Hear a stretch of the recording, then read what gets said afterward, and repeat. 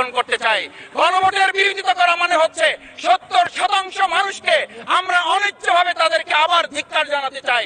আমি এখানে স্পষ্ট বলতে চাই, আপনারা যেমন 51% সমর্থন নিয়েছেন, 70% প্রায় জনগণ কিন্তু গণবিপ্লবের গণভোটের পক্ষে তারা রায় দিয়েছে। আপনাদের যে সেই 51%-এর তুলনায় সেই 70% প্রায় গণভোটকে যদি আপনারা ইগনোর করেন, তাহলে আমি বলবো আমার বাউফল, আমার পটুয়াখালী শুধু নয়, গোটা বাংলাদেশ আবার জেগে উঠে গণভোটকে তারা কার্যকর করবে।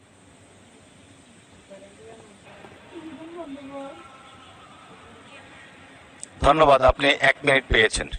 স্পিকার, আমি পরিষ্কার এই কথাটা এই জন্য বলছি, আজকে সংবিধানের লাইন ধরে ধরে যদি আমাদেরকে এই কথা জানতে হতো, তাহলে আমাদের নেতৃবৃন্দকে ফাঁসির মঞ্চে যেতে হতো না।